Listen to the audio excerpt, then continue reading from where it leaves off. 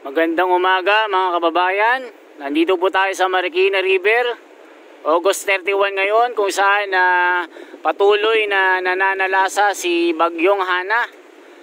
At si Bagyong Guring naman ay nakalis na po ng Pilipinas.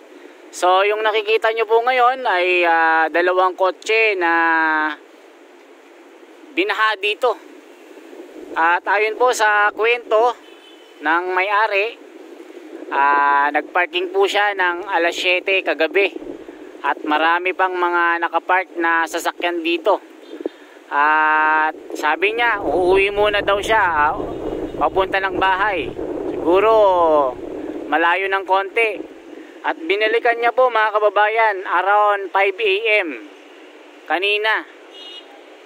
Pero bumungad sa kanya mga kababayan, yung kotse niya ay nakalubog na sa baha. At ayon po sa kanyang kwento na naiiyak pa siya mga kababayan, ay birthday niya ngayon at regalo ni Mrs. itong kotse niya, yung Toyota Corolla. Nakakalungkot kasi nga regalo daw ni Mrs. mga kababayan. So pati ako na-carried away. At meron pang isa yung Wigo na sasakyan, mukhang bago pa. So patuloy po na kinakain ito ng baha at patuloy din na tumataas yung tubig dito. At pati yung si Marikit mga kababayan, hanggang tuhod pa rin yung baha.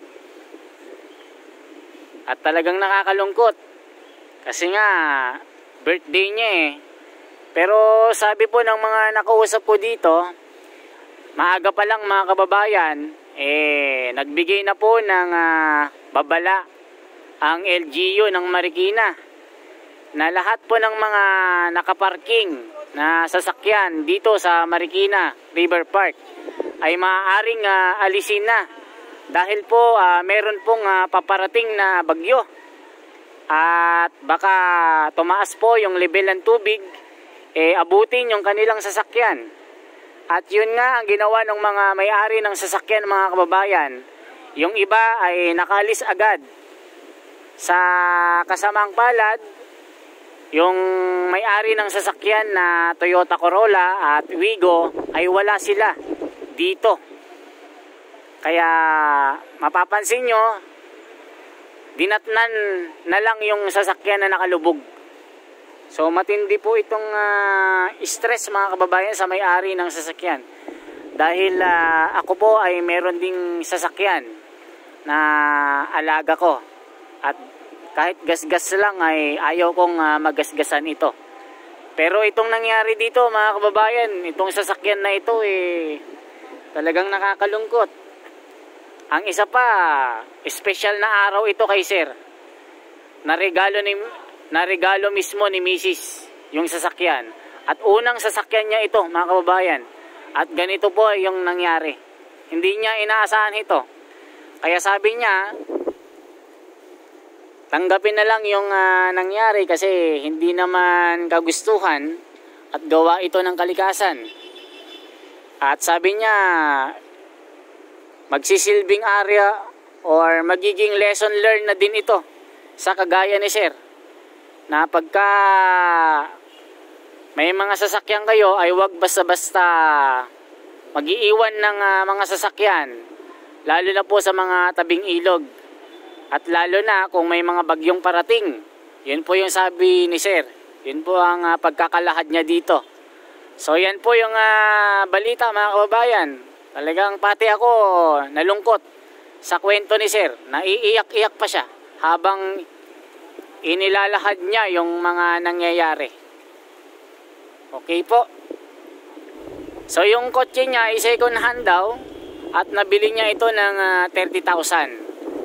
Malaking bagay ito mga kababayan, baka pinag-ipunan pa ni Mrs. ito para lang makabili ng sasakyan. Yung Wigo naman ay mukhang bago pa, parang mas mahal ito. Pero yung suma total, magsilbing aral ito po sa atin na kailangan pag may sasakyan ka, wag mong iiwan. Lalo na pag nasa ilog ka, lalo na pagka nasa Marikina River ka. Alam mo naman ang Marikina River, yan, nakikita nyo.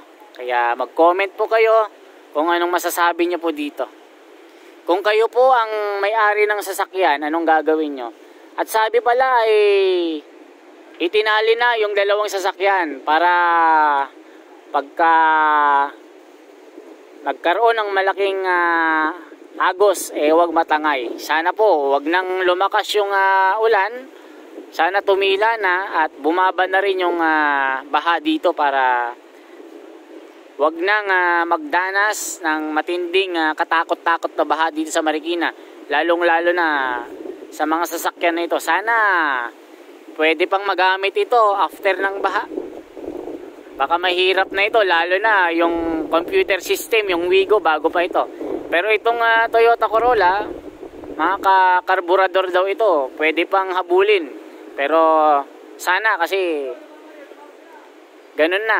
Kayo nang bahalang mag-ano din dyan, mga kababayan, magkomento. Kung expert kayo sa sasakyan, pwede pa bang gamitin ito? Sako pa ba ng car insurance ito? O bahala na kayo magkomento dyan. So dito, mga kababayan, so kita nyo, mataas pa rin yung level ng tubig. So 15.9 pa rin yung taas dito. At patuloy pa rin na tumataas, mga kababayan, kasi nga although tumila yung ulan dito, pero sa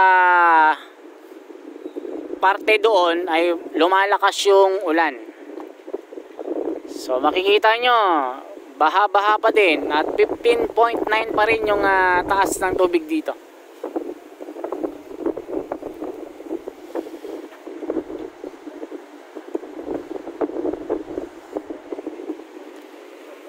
So grabe ano, mga kababayan, no? Isipin mo, sasakyan mo nakalubog sa baha. Ang sakit niyan. Nakatingin na lang si sir habang pinagmamasdan niya yung kotse niya medyo naluluha siya.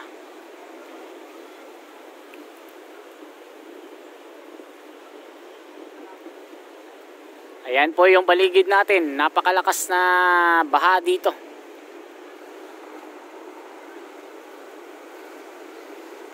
Ayan, uulan na naman mga kababayan. Lumalakas na naman yung ulan. Ayan, patuloy na lumalakas.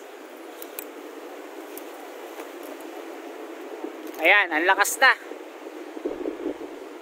So, pagka lalakas ang ulan, ilista natin na tataas yung tubig. Ayan po yung tubig dito. Yung sasakyan ay patuloy na kinakain ng baha.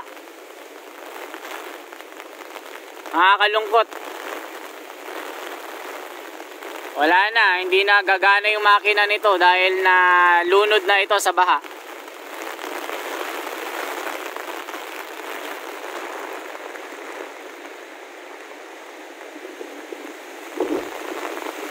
Ayan o. Grabe ang ulan, mga kababayan.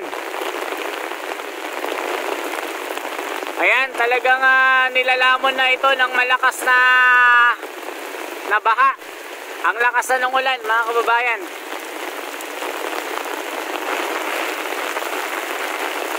Grabe. Patuloy na tumataas pa din.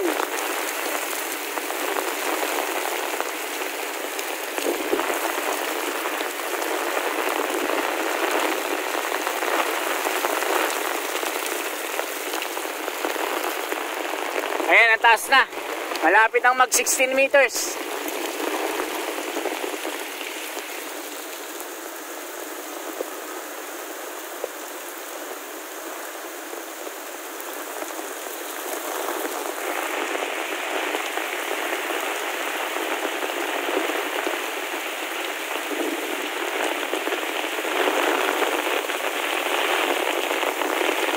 Takbo tayo.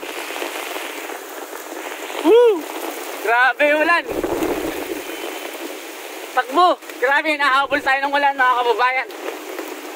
Grabe yung ulan. Nahabol tayo. Woo!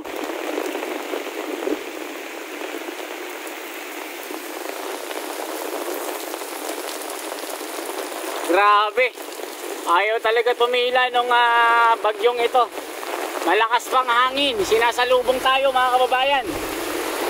Napakalakas. Sinusuong natin ang bagyong Siana.